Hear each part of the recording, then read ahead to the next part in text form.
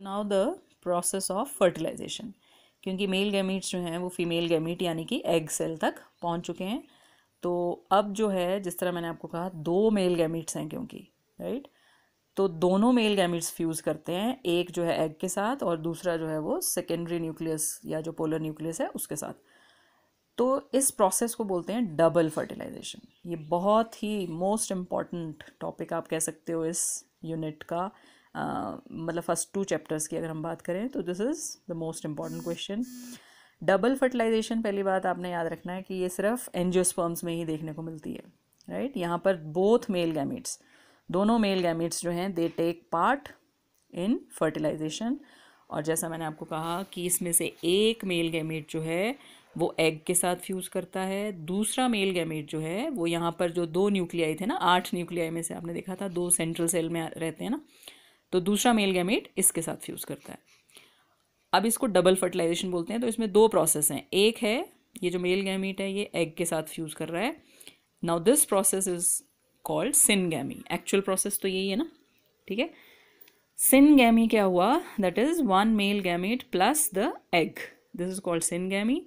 और जो दूसरा प्रोसेस है जिसमें कि दूसरा मेल गैमीट इस पोलर न्यूक्लियाई के साथ फ्यूज़ कर रहा है उसको बोलते हैं ट्रिपल फ्यूजन, ठीक है। Second male gamete plus the 2 polar nuclei, 2 nuclei है ना ये, और तीसरा ये हो गया जो मेल गैमीट वाला है, तो 3 हो गए ना total. So that's why it is called triple fusion, ठीक है।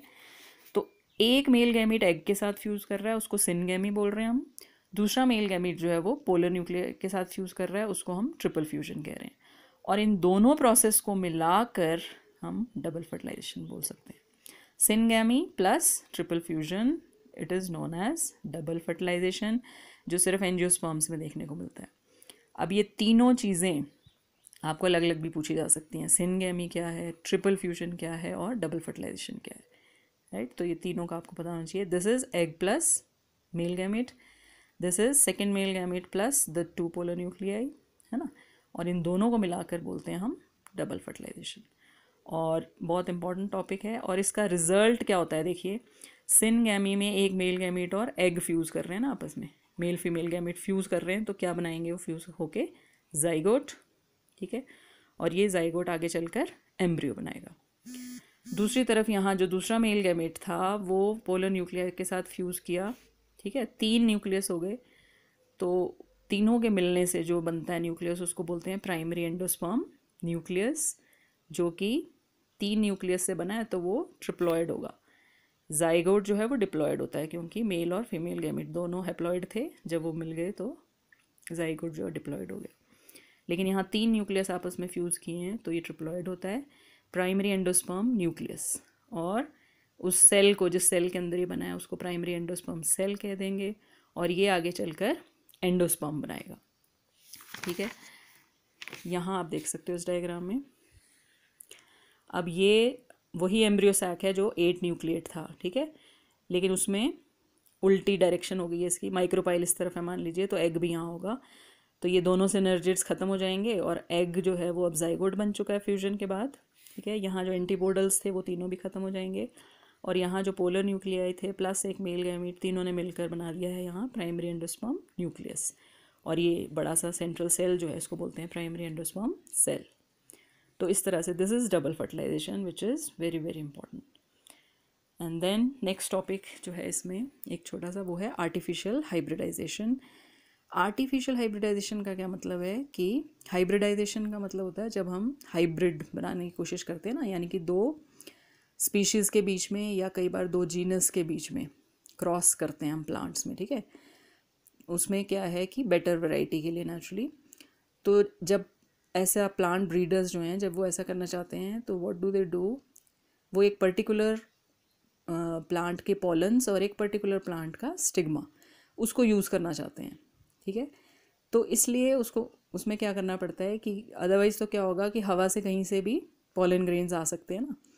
सो पहली बात तो ये है कि जो फीमेल फ्लावर होता है उसको ढक के रखा जाता है, दैट इज़ उसको बैगिंग कहते हैं। अदरवाइज़ अगर बाइसेक्सुअल फ्लावर्स हैं, किसी बाइसेक्सुअल फ्लावर में अगर आप ये काम करना चाहते हो तो फिर उसके एंथर्स रिमूव कर लेते हैं पहले तो, ठीक है। बाइसेक्सुअल फ्लावर है तो उसमें एंथर्स भी हैं और स्टिग्मा भी है, तो उसके एंथर्स को रिमूव कर दिया जाता है and this process is called emasculation. Again very very important topic, ठीक है। मैस्कुलिन वर्ड मेल्स के लिए आता है, तो ईमैस्कुलेशन मीन्स मेल पार्ट को हटा दिया जाता है फ्लावर में से, the anthers they are removed. Simple है, इसमें कुछ नहीं है। अभी जब तक वो मैच्योर नहीं हुए हैं उससे पहले ही उनको फोर्सेप्स की मदद से स्टेमन्स को हटा दिया जाता है फ्लावर में से। तो इस प्रोसेस को इमैस्कुलेशन कहते हैं। और again this is your practical number 3, ये आपके सिलेबस में प्रैक्टिकल है। तो जब हमने उसके एंथर्स हटा दिए, फिर उसको जैसे हमने कहा इमैस्कुलेटेड फ्लावर जो है उसको ढक दिया जाता है, ताकि ये देखो स्टिग्मा को मतलब कवर कर देते हैं ताकि इधर उधर से कहीं से भी पॉलेंस ना आए। पॉलन सिर्फ कौन से, हम खुद जो हमने जिस प्लांट के सिलेक्ट किए हैं वहाँ से उसके पॉलन ग्रेन्स लाकर उनको स्टिग्मा के ऊपर छिड़का जाता है, डस्टिंग की जाती है उनकी, और फिर से उसको कवर कर देते हैं। फिर उनमें पॉलिनेशन होगी, फर्टिलाइजेशन होगी और सीड बनेगा। उस सीड से नया प्लांट तैयार होगा जो हम करना चाहते थे तैयार, ठीक है। तो this process is known as artificial hybridization, जिसके ये 2 मेन स्टेप्स हैं, इमैस्कुलेशन एंड बैगिंग। इनमें से ये इम्पॉर्टेंट है, अलग से भी पूछ लेते हैं, what is emasculation. Thank you.